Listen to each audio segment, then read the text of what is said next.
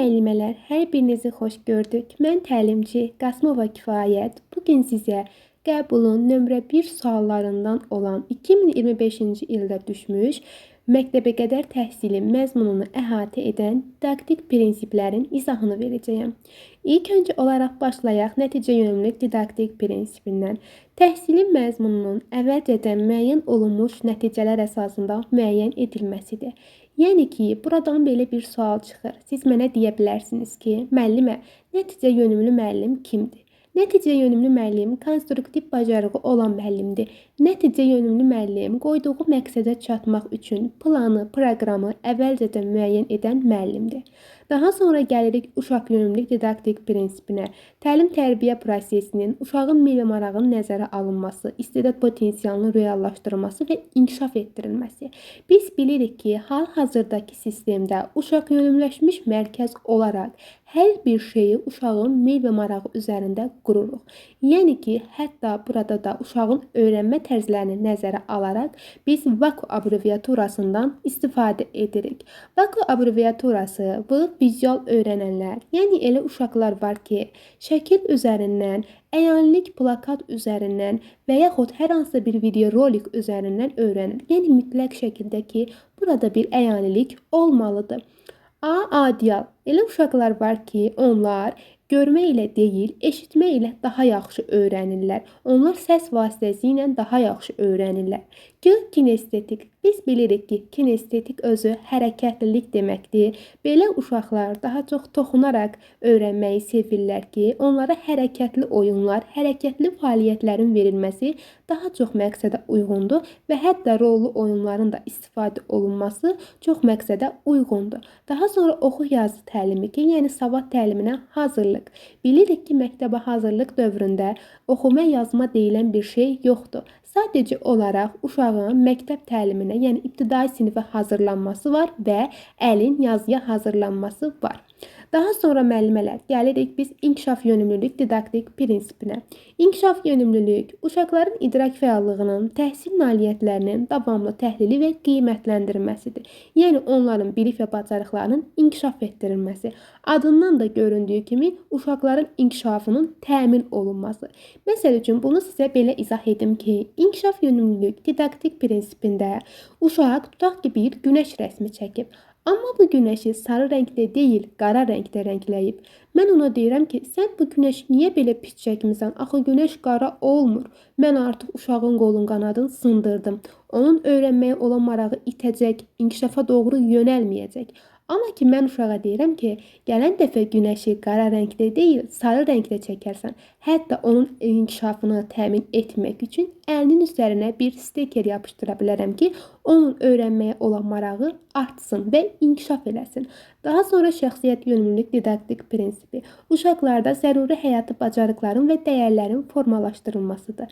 Zəruri həyati bacarıqlar deyəndə idrakdır, ünsiyyətdir və psixomotor bacarıqlar nəzərdə tutulur.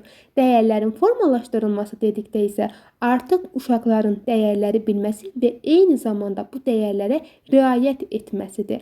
Məsəl üçün, uşaq hər hansısa bir, tutaq ki, məktəbdə fəaliyyət keçirir. Və bu fəaliyyət zamanı uşaq əlində bayrağı tutub. Artıq o bilir bayrağın nə olduğunu, bayrağı yelləyir, qaydaları bilir. Yəni ki, bizim dəyərlərimizdən tanışdır. Daha sonra gəlir dünyəvilik. Dünyəvilik, dünyaya aid olma, dünya ilə bağlı olmadır. Yəni ki, irqi, cinsi ayrı stereotiplərin qoyulması, hansı ki, uşaqlar arasında irq-cins bərabərsizliklərinin aparılması. Yəni bu doğru deyil. Ola bilər ki, qrupumuza qara dərili bir uşaq gələ bilər və yaxud fərqli dildə danışan bir uşaq gələ bilər. Biz o demək deyil ki, onu dışlamalıyıq. Xeyr, nə deyir burada da olduğu kimi dünyəvilik, yəni dünyaya bağlı olmadı. Hamı dünyaya aiddir. Tələb yönümlülük, ümumi inkişafla bağlı təhsil proqramının məzmununda fərdin, cəmiyyətin və dövlətin tələblərinin nəzərə alınması. Yəni 21-ci əsr bacarıqlarımız, İKT bacarıqlarımız. Burada da göründüyü kimi 4K bacarıqlarından istifadə edirik ki, 4K bacarıqları da Q kritik, yəni tənqidi yanaşmaqdır, Q kreativ yaradıcılıqdır, Q kooperasiya əməkdaşlıqdır, Q isə kommunikasiya, yəni ünsiyyətin nəzərə alınmasıdır. Varislik müəyyən edilən yaş qrupu üzrə tətbiq edilən təhsil proqramında məzmunun mahiyyət etibarilə bir-birini tamamlamasıdır. Yəni ki, uşaqlara hansı mövzunu verirəmsə, uşaqların yaş qrupuna aid olmalıdır. Tutaq ki, mən gedirəm körpələr qrupunda daha çətin bir tapşırıq verirəm. Uşaq bunu anlamayacaq, bu ona aydın olmayacaq. Ona görə də sadədən mürəkkəbə doğru mən tapşırıqları verməliyəm. İnteqrativlik təlimin məzmun komponentlərinin əlaqələndirməsidir. Ötən dərslərimizdə də inteqrasiyanı sizə izah etmişdim ki, inteqrativlik, yəni inkişaf sahələrinin əlaqələndirilməsidir. Azərbaycançılıq uşaqların vətənpərvərlik ruhunda tərbiyə edilməsi, fəal vətəndaşlıq mövqeyinin formalaşdırmasıdır. Yəni uşaqların Azərbaycançılıq ruhunda böyüdülməsi və eyni zamanda Azərbaycançılıq məfkurəsi əsasında tərbiyə edilməsidir. Adət-ənənələrimizi bilməsi, dəyərlərimizə əməl etməsidir. Bu qədər müəllimə didaktik prinsiplərin izahı. Daha sonra müəllimələr sizə səriştələrin izahını verəcəyəm ki, səriştə özü bilik, bacarıq və təcrübə deməkdir. Bir təməl kimi qoyulur kiçik qrupdan, uşağın qarşısına bir tələb kimi qoyulur məktəbə hazırlıq qrupunda. Səriştəli uşaq kimdir? Səriştəli uşaq bilik, bacarıq və vərdişi özündə formalaşdıran uşaqdır. Biz universal, yəni hər tərəfli bir uşaq formalaşdırmaq üçün bu keyfiyyətləri onda formalaşdırmalıyıq. Səriştələrin də özünün bir neçə kateqoriyası var ki, təfəkkür kateqoriyası, fəaliyyət kateqoriyası və dəyərlər kateqoriyası. Təfəkkür kateqoriyasına daxil olanlar ilk öncə olaraq elə yaradıcılıqdır ki, uşaqların əşyalardan qeyri-adi formada istifadə olması. Yəni, estetik yaradıcı inkişaf sahəsinin uşaqlarda inkişaf etdirilməsi, uşaqların sərbəstliyinin dəstəklənməsi. Daha sonra gəlir tənqidi təfəkkür. Tənqidi təfəkkür uşaqlarda artıq belə deyim, sübut gətirə bilirlər, dəlil gətirə bilirlər, fakt gətirə bilirlər, yeni informasiyalar arasında əlaqə qura bilirlər, səbəb-nəticə əlaqəsi müəyyən edə bilirlər. Daha sonra problem həll etmə. Problemin həllində ehtimallar irəli sürürlər. Yəni hər hansı bir problemi həll edə bilirlər. Qərar qəbul etmək isə artıq uşaqlar tutaq ki, qrupa hər hansı bir lider seçəcəklər və birlikdə qərar qəbul etmədə iştirak edərək qrupa yeni lider təyin edirlər. Müstəqil öyrənmə isə uşağın sərbəst yaradıcılığının dəstəklənməsidir. Yəni uşağa sərbəstliyin verilməsidir. Uşağın müstəqil öyrənməyə maraq nümayiş etdirməsidir.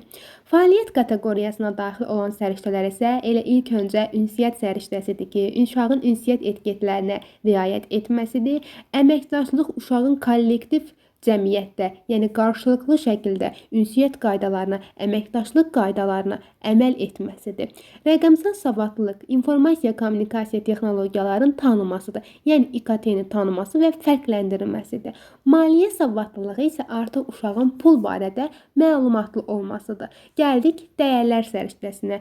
Birinci dəyərlər səriştəsində milli kimliyin dərki və iftixar hissi qeyd olunur ki, uşaq artıq dövlət rəmzlərimizi tanıyır, bayrağımızı tanıyır, gerbimizi tanıyır, himnimizi tanıyır. Daha sonra fəal vətəndaşlıq mövqeyi, yaşadığı ölkə və bölgə haqqında məlumatlı olmasıdır. Harada yaşadığını müəyyən etməsi, yəni bilməsidir. Şəxsi və sosial məsuliyyət, davranış mədəniyyəti haqqında məlumatlı olması, yəni ki, uşağın kollektivdə, cəmiyyətdə özün apara bilmə bacarığıdır. Demokratiya və insan hüquqlarına hörmət, insan hüquqlarının bilməsidir, eyni zamanda öz hüquqlarının bilməsidir və digər insanların hüquqlarına hörmət etməsidir. Mədəni müxtəlifliyə hörmət isə bayaq qeyd etdiyim kimi cinsi ayrı stereotiplərin qoyulmamasıdır. Yəni mədəni müxtəlifliyə hörmət olunmasıdır. Müxtəlif dillərdə danışan uşaqlara hörmət olunması, irqinə, cinsinə, dininə görə hörmət qoyulmasıdır. Yəni mədəni müxtəlifliyin qarşılanmasıdır. Bu qədər müəllimələr dərsimiz. Ümid edirəm ki, bəyənmisiniz. Daha çox dərslərimizdən yararlanmaq və testlərimizdən yararlanmaq üçün Telegramımıza qoşulmağı və YouTube-umuzdakı dərslərimizi bəyənməyi və abunə olmağı unutmayın. Eyni zamanda ödənişli dərslərimizə qoşulmaq üçün də bizimlə əlaqə saxlaya bilərsiniz.